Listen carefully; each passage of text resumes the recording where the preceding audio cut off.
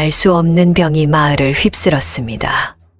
시어머니마저 피를 토하며 쓰러지자 아내에게 무심하던 남편이 아내 앞에 무릎을 꿇었습니다. 과연 이들에게는 어떤 일이 벌어진 걸까요? 그리고 그녀에게는 어떤 비밀이 숨겨져 있었을까요? 야담야담에 오신 여러분 환영합니다. 구독과 좋아요를 꼭 눌러주시면 복을 보내드려요. 그럼 이야기 시작합니다. 한양 외곽의 작은 마을에 봄비가 내리던 날, 채원은 초가집 마루에 앉아 멍하니 빗방울을 바라보았습니다. 21살, 시집갈 나이였지만 그녀에겐 혼처를 찾을 형편이 되지 못했지요. 채원의 집안은 원래 한양에서 벼슬을 지내던 양반가였습니다. 비록 명문가는 아니었으나 아버지는 정직한 관리로 이름이 있었고 집안은 넉넉하진 않아도 품위를 지킬 수 있었지요. 하지만 10년 전 모든 것이 무너졌습니다. 아버지가 친한 동료 관리의 보증을 선 것이 화근이었지요. 그 관리는 관청의 돈을 빼돌려 도망쳤고 보증을 선 아버지가 그 빚을 떠안게 되었습니다. 한양의 집을 팔고 조상대대로 내려오던 논밭을 팔았지만 빚을 다 갚기엔 턱없이 부족했습니다. 집안은 완전히 기울었고 한양 외곽의 낡은 초가집으로 이사온 지 10년이 지났지요. 채원아, 들어오너라. 아버지의 떨리는 목소리가 들려왔습니다. 채원은 젖은 치맛자락을 털며 방으로 들어갔습니다. 좁은 방 안에는 근심으로 야윈 아버지와 수척해진 어머니가 앉아 있었습니다. 아버지의 손은 부들부들 떨리고 있었고 어머니는 눈시울을 붉히고 있었지요. 아버지, 어머니, 무슨 일이세요? 채원아, 미안하구나. 이 아비가 무능해서. 아버지는 차마 말을 잇지 못하고 고개를 떨구었습니다. 어머니가 떨리는 목소리로 말을 이어받았지요. 채원아, 한양에 약재상을 하는 집안이 있단다. 재산은 넉넉하지만 중인 신분이라 양반집과 혼인을 맺고 싶어 한단다. 그 집에서 우리에게 혼담을 넣어왔는데 내가 그 집으로 가면 우리 집 빚을 모두 탕감해 주겠다고 하더구나. 채원은 아무 말도 하지 못했습니다. 빚 대신 팔려가는 것이나 다름없었지요. 그러나 아버지의 주름진 얼굴을 보니 원망의 말이 나오지 않았습니다. 그녀는 애써 침착한 표정을 지으며 고개를 끄덕였습니다. 알겠어요. 제가 갈게요. 채원아. 어머니가 울음을 터뜨렸습니다. 채원은 어머니를 꼭 껴안았지요. 떨리는 어머니의 등을 쓰다듬으며 채원은 창밖을 바라보았습니다. 빗물이 처마 끝에서 끊임없이 떨어지고 있었습니다. 보름 후 혼례가 치러지는 날 아침 채원은 처음으로 신랑을 보았습니다. 신랑 도윤은 26의 건장한 청년이었지요. 짙은 눈썹과 단정한 이목구비를 가진 그는 무표정한 얼굴로 절을 받았습니다. 채원도 붉은 연지곤지를 찍고도 기쁨을 느낄 수 없었지요. 혼례상에 올라간 음식도 빈약했고 하객도 몇 되지 않았습니다. 혼례를 마치고 채원은 초라한 가마에 올라 시댁으로 향했습니다. 지참금은커녕 몸에 걸친 한 벌의 혼례복이 전부였지요. 한양 외곽에 자리한 시댁은 기와집이었고 대문 앞에는 경복당이라는 현판이 걸려 있었습니다. 약재상으로 불을 일군 집안답게 단정하고 깔끔한 분위기였지요. 대문을 들어서자 50 초반으로 보이는 시어머니가 나왔습니다. 비단 저고리에 옥비녀를 꽂은 그녀는 채원을 위아래로 훑어보더니 코웃음을 쳤습니다. 양반 며느리를 들인다기에 기대했더니 이게 무슨 꼴이냐. 옷은 남루하고 기품이라고는 찾아볼 수 없구나. 몰락한 집안 딸이라는 걸 저 초라한 모습만 봐도 알겠구나. 채원은 고개를 숙이고 아무 말도 하지 않았습니다. 시어머니는 혀를 차며 안채로 들어갔습니다. 그렇게 채원의 시댁살이가 시작되었습니다. 남편 도윤은 채원에게 무심했습니다. 원치 않은 혼인이었기 때문이지요. 첫날 밤 도윤은 채원에게 차갑게 말했습니다. 나는 이 혼인을 원한 적이 없소. 아버지께서 양반 신분을 얻으려 하신 것일 뿐이니 서로 간섭하지 말고 지냅시다. 그렇게 말하고는 채원에게 등을 돌린 채 벽 쪽으로 누워버렸습니다. 채원은 이불을 뒤집어 쓰고 소리 없이 울었습니다. 베개 시시 눈물로 흠뻑 젖어들었지요. 석 달이 흘렀습니다. 채원은 새벽같이 일어나 집안일을 도맡아 했습니다. 부엌일 빨래, 청소는 물론이고 시어머니가 시키는 온갖 심부름을 묵묵히 해냈지요. 하지만 시어머니의 구박은 날로 심해졌습니다. 이것도 못하고 양반대 규수라는 게 거칠애 뿐이로구나. 쓸모도 없는 것이 밥만 축낸단 말이지. 채원은 참고 또 참았습니다. 그녀에게는 돌아갈 곳이 없었거든요. 그러던 어느 날 마을에 이상한 병이 돌기 시작했습니다. 처음에는 동네 아이 하나가 고열에 시달리더니 며칠 새 옆집 할머니와 건장한 청년까지 쓰러졌지요. 열이 치솟고 온몸에 붉은 반점이 돋아나는 증상이었습니다. 채원은 우물가에서 그 이야기를 들었습니다. 동네 안악들이 수군거리는 소리가 귓가에 들려왔지요. 저 병이 뭔지 아무도 모른다지 뭐요. 의원도 손을 못 쓴다니. 그러게나 말이오. 이러다 온 마을이 다 죽는 거 아니겠소. 채원은 물동이를 든 채 멈춰 섰습니다. 붉은 반점과 고열. 그 증상이 묘하게 익숙했지요. 어디선가 들어본 것 같았습니다. 채원의 눈빛이 순간 흔들렸습니다. 설마 역질. 그날 밤 채원은 뒤척이다 잠들지 못했습니다. 머릿속에서 어린 시절의 기억들이 떠올랐지요. 집안이 기울어 산골 외할머니 댁에 맡겨졌던 그 시절. 외할머니는 대대로 약초를 캐던 분이었고 마을 사람들의 병을 고쳐주곤 했습니다. 채원은 그곳에서 5년을 지내며 외할머니의 손길을 지켜봤지요. 약초를 다루는 법, 병의 증상을 살피는 법, 침을 놓는 법까지. 하지만 외할머니는 늘 조심스러웠습니다. 산골 마을에는 의원이 없어 사람들이 외할머니를 찾았지만 이웃 고을에서 사람을 치료했다가 큰 화를 당한 적이 있었거든요. 그곳 의원이 외할머니를 관가에 고발한 것입니다. 계집이 감히 의원 노릇을 하여 백성들을 속인다는 죄목이었지만 실상은 의원의 밥그릇을 빼앗았다는 게 진짜 이유였지요. 외할머니는 감옥에 갇혔다 겨우 풀려났습니다. 그날 밤 외할머니는 채원의 손을 꼭 잡고 말했습니다. 채원아, 잘 들어라.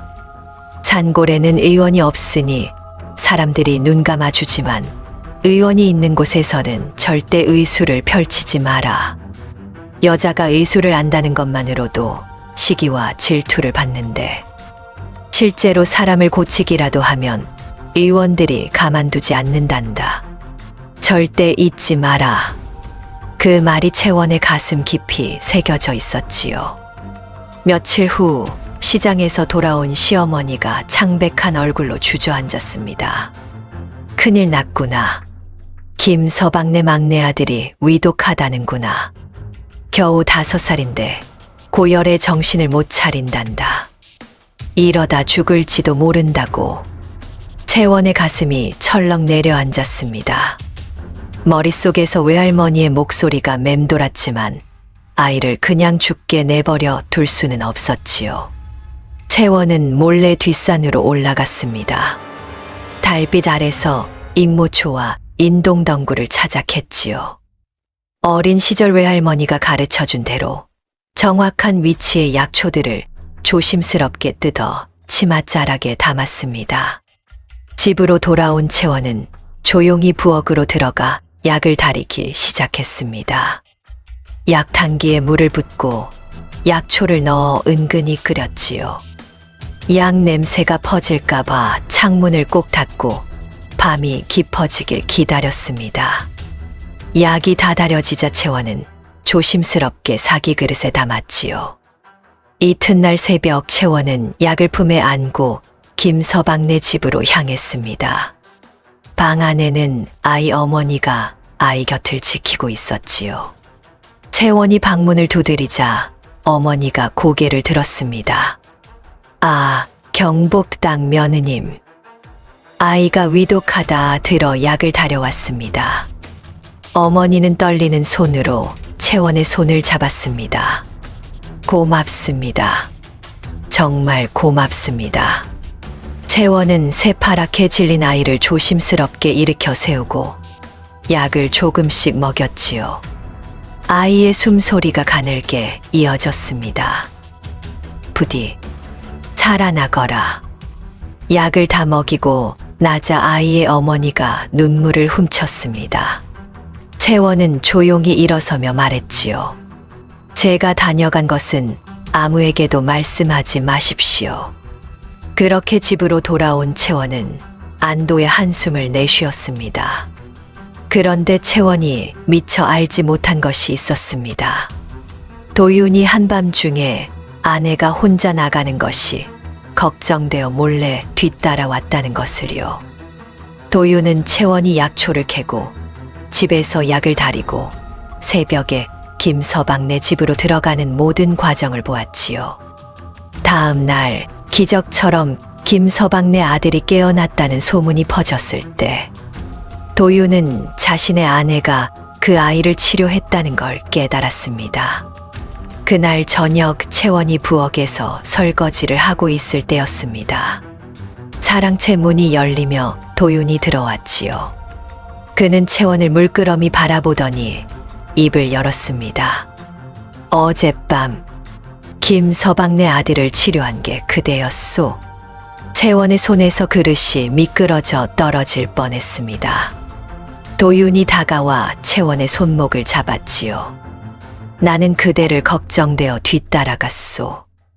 약초 캐는 것도, 약 다리는 것도, 병자를 돌보는 것도 다 봤소. 대체 어디서 배운 것이오? 저는 아무것도 거짓말 마시오. 나는 약재상 집안에서 자라 약초 다루는 걸 많이 봐왔소. 그대의 손놀림은 예사롭지 않소. 채원은 고개를 떨구고 아무 말도 하지 못했습니다. 도윤은 한숨을 쉬더니 채원의 손을 놓았지요. 당신을 탓하려는 것이 아니오. 하지만 조심하시오. 세상 사람들은 여자가 의술을 펼치는 것을 곱게 보지 않소. 채원은 고개를 숙인 채 아무 말도 하지 못했습니다. 가슴이 두근거렸지요. 남편이 자신을 다그치지 않고 걱정하는 것이 고마웠습니다. 그날 이후 도윤이 채원을 대하는 태도가 조금씩 달라졌습니다. 무심했던 시선에 미묘한 관심이 어리기 시작했지요. 어느덧 한 달이라는 시간이 흘렀습니다. 채원은 밤마다 몰래 병자들을 찾아다니며 치료해 주었습니다. 미리 집에서 약을 다려 아무도 모르게 환자들에게 먹였지요.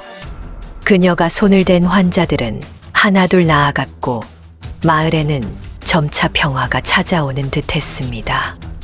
더 이상 새로운 환자가 나오지 않았고 사람들은 안도의 한숨을 쉬었지요. 어느 날 저녁 도윤이 채원에게 비녀 하나를 건넸습니다. 이것은 작은 것이지만 받아주시오. 은으로 만든 소박한 비녀였습니다. 채원은 놀란 눈으로 도윤을 바라보았지요.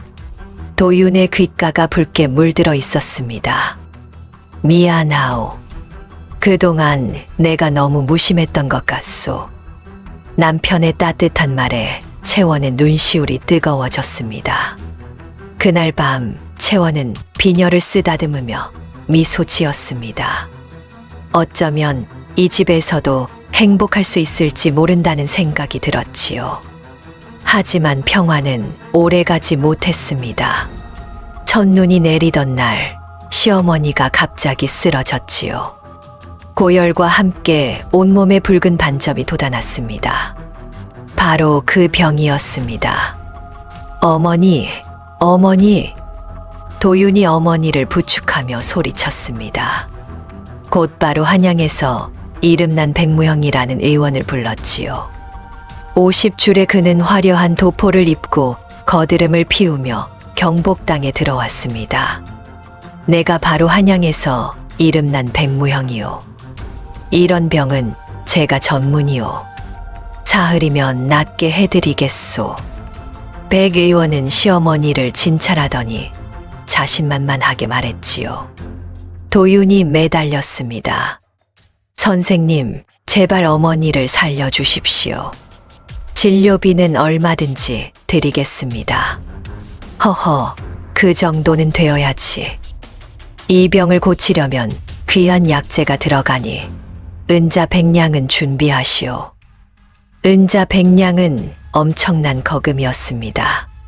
하지만 도윤은 고개를 끄덕였지요. 백 의원은 그날부터 시어머니를 치료하기 시작했습니다. 한양에서 이름난 의원이 마을에 왔다는 소문이 퍼지자 다른 집에서도 백 의원을 찾아왔지요. 병을 앓고 있던 사람들이 하나둘 백 의원에게 치료를 받았습니다. 그런데 이상했습니다. 백 의원이 준 약을 먹은 후 환자들의 상태가 오히려 더 악화되었습니다. 시어머니도 마찬가지였습니다. 입술이 새파랗게 질리고 숨소리가 가빠졌습니다. 선생님, 이게 어찌 된 일입니까? 어머니가 더 안 좋아지셨습니다. 원래 병이 깊으면 치료 과정에서 몸속에 독이 빠져나오면서 일시적으로 증세가 더 심해 보일 수 있소. 이는 좋아지는 징조이니 조금만 참으시오. 하지만 이틀째 되어도 시어머니는 나아지지 않았습니다. 오히려 의식이 흐릿해지고 목숨이 위태로워졌지요. 채원은 방문 밖에서 안절부절 못했습니다. 손이 떨렸지요.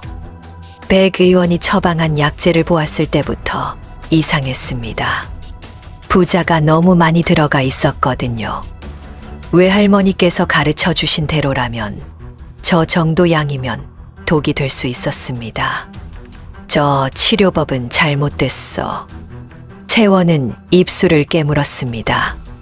시어머니의 상태가 악화되는 것도 당연했지요. 저대로 가다간 목숨을 잃을 것이 분명했습니다. 내가 나서야 해. 하지만 발이 떨어지지 않았습니다. 시어머니는 평소에도 채원을 못마땅해 했지요. 쓸모없다고 밥만 축낸다고 구박했습니다. 그런 시어머니를 자신이 나섰다가 오히려 잘못되기라도 하면 어떡하나 걱정이 되었습니다. 하지만 이대로 시어머니를 죽게 둘 수는 없어. 채원은 떨리는 손을 꽉 쥐었지요. 그 무렵 채원이 몰래 치료한 사람들 사이에서 조심스러운 소문이 돌기 시작했습니다. 경복당 며느리가 약초로 병을 고쳐줬다는 이야기였지요. 처음에는 감사의 마음으로 작은 목소리로 전해지던 말이 어느새 마을 전체로 퍼져나갔습니다. 백 의원의 귀에도 그 소문이 들어갔지요. 자신이 치료하지 못한 환자들을 경복당 며느리가 낫게 했다는 이야기에 백 의원의 얼굴이 일그러졌습니다. 감히 계집이 내 명성에 먹칠을 하다니. 어느 날 백 의원이 마을 사람들 앞에서 채원을 가리키며 말했습니다. 내가 듣자 하니 이 집 며느리가 몰래 의술을 펼쳤다지. 여자 주제에 감히 의원 노릇을 하다니. 여자가 무슨 의술을 알겠소. 얕은 지식으로 함부로 약을 쓰다가 사람을 죽이는 게 아니겠소. 마을 사람들이 웅성거렸지요. 백 의원은 채원을 손가락질하며 계속 말을 이었습니다. 여자가 의술을 부린다는 것 자체가 망측한 일이오. 제대로 배우지도 못한 것이 약초를 함부로 쓰니 이 때문에 병이 더 퍼진 게 틀림없소. 그건 아닙니다. 채원이 떨리는 목소리로 말했지만 백 의원의 큰 목소리에 묻혀버렸지요. 보시오. 이 집 며느리를 내버려 두면 마을 사람들이 더 죽을 것이오. 마을 사람들이 하나둘 고개를 끄덕이기 시작했습니다. 시어머니의 상태가 악화된 것도 마을의 불안이 감도는 것도 모두 채원 때문이라는 소문이 퍼졌지요. 저 며느리를 내쫓아야 합니다. 맞소. 여자가 무슨 의술을 안다고 함부로 약을 쓰다가 사람 잡는 게 아니겠소. 사람들이 경복당 앞에 몰려들었습니다. 채원은 방구석에 움츠려 앉아 몸을 떨었지요. 바로 그때였습니다. 시어머니가 피를 토하며 쓰러졌습니다. 도윤이 비명을 질렀지요. 어머니. 백 의원은 황급히 시어머니를 살펴보았습니다. 시어머니의 숨이 점점 약해지고 맥이 끊어질 듯 가늘어졌지요. 백 의원의 얼굴이 사색이 되었습니다. 손이 부들부들 떨리기 시작했지요. 이건. 백 의원은 뒤로 물러서며 말을 더듬었습니다. 더 이상 손을 쓸 수가 없소. 이제 하늘의 뜻에 맡기는 수밖에. 백 의원은 황급히 약상자를 챙기더니 일어섰습니다. 얼굴이 하얗게 질려 있었지요.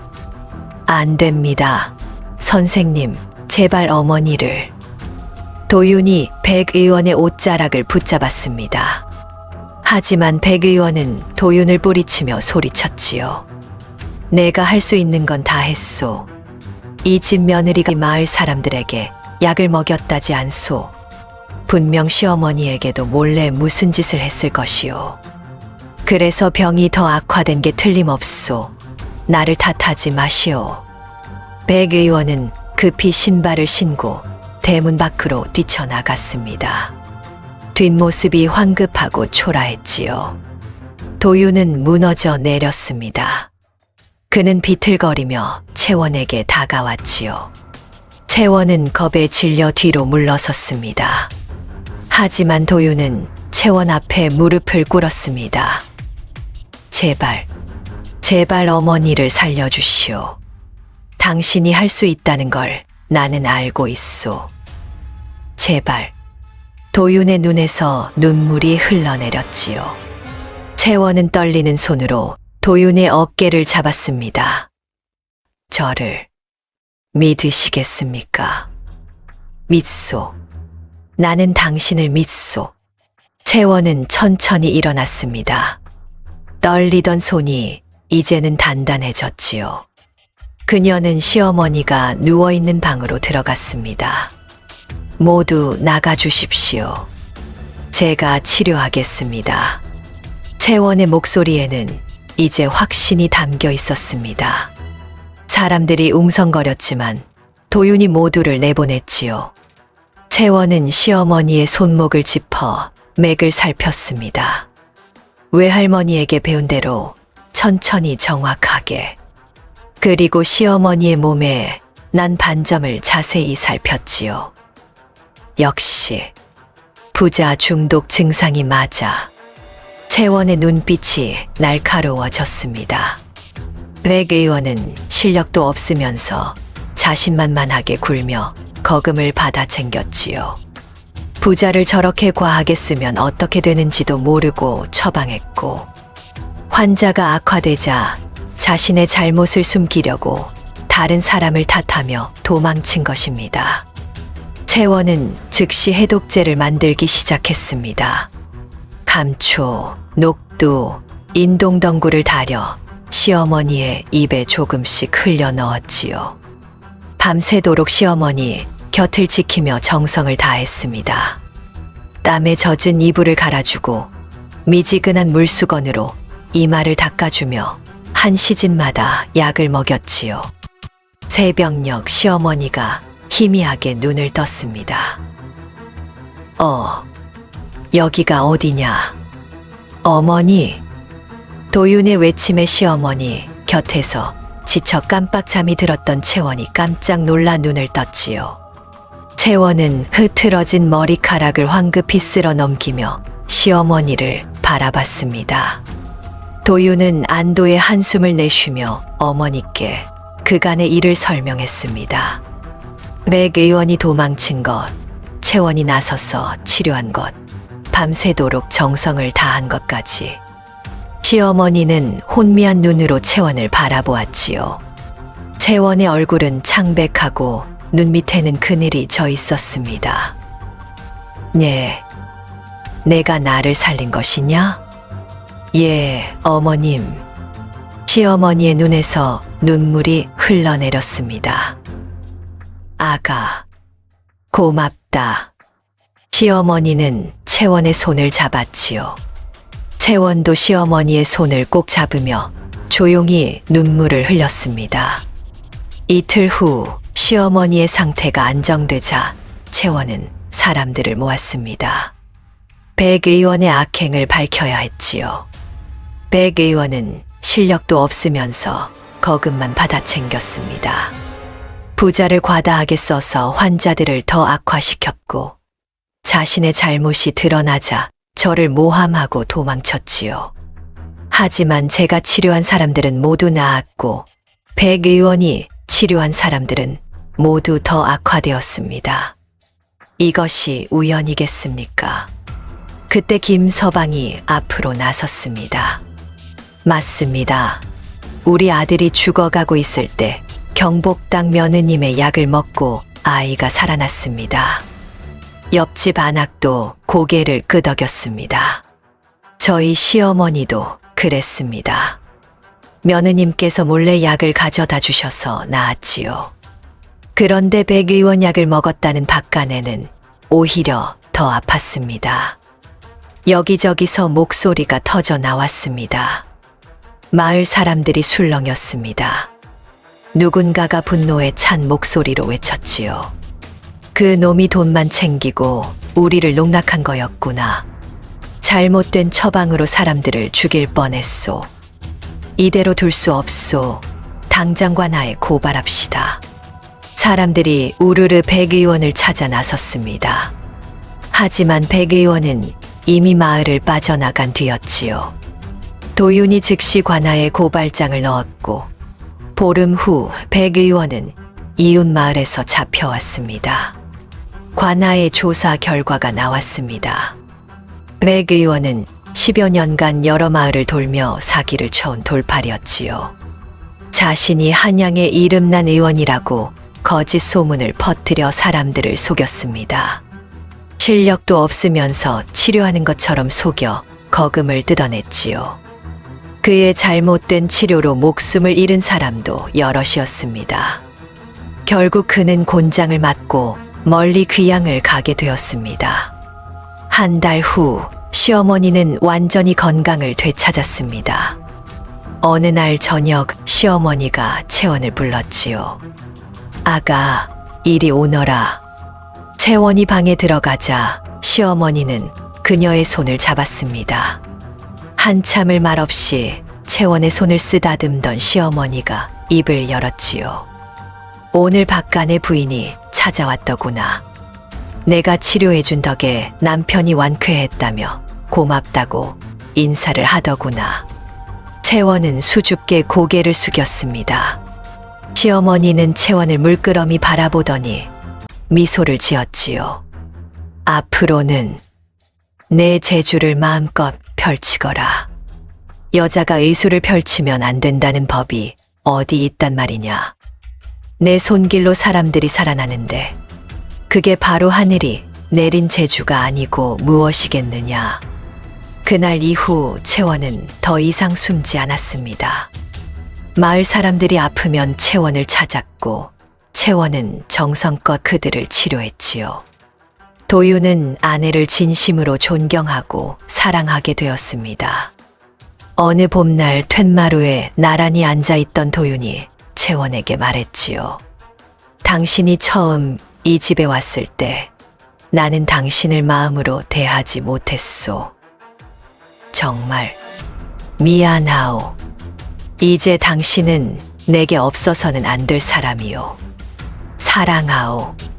도윤의 고백에 채원은 수줍게 미소 지었습니다. 봄바람이 창문 너머로 불어왔고 마당의 살구꽃이 하얗게 흩날렸지요. 그렇게 채원은 더 이상 빚 대신 온 며느리가 아니었습니다. 마을 사람들의 생명을 구하는 의원이었고 남편에게는 소중한 아내였으며 시어머니에게는 자랑스러운 며느리였지요. 옛말에 전화위복이라는 말이 있습니다. 화가 바뀌어 복이 된다는 뜻이지요. 빚 때문에 시집 온 것이 채원에게는 가장 큰 불행처럼 보였지만 그 고난의 시간이 결국 그녀의 재능을 꽃피우고 진정한 사랑을 얻게 해준 축복이 되었습니다. 오늘의 고난이 내일의 행복이 될 수 있고 지금의 아픔이 훗날의 기쁨이 될 수 있습니다. 지금 힘든 시간을 보내고 있다고 포기하지 마십시오. 인생의 봄은 반드시 찾아올 것입니다. 끝까지 들어주셔서 감사합니다. 행복한 하루 보내시고 오늘도 복 많이 받으세요.